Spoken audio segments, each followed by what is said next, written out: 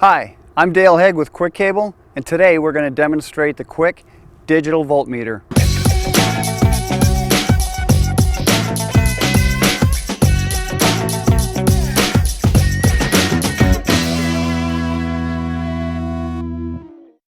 A voltmeter is a simple electronic device that measures battery voltage. You can pick one of these up at any Quick Cable authorized dealer or distributor for around $10. It's very easy to use and it works with any 6 volt or 12 volt battery system. Okay, let's try it out.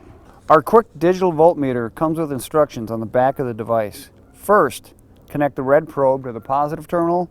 Next, touch the fixed lead to the negative terminal of the battery. As you can see, we have a reading of 12.6 volts. That's very good.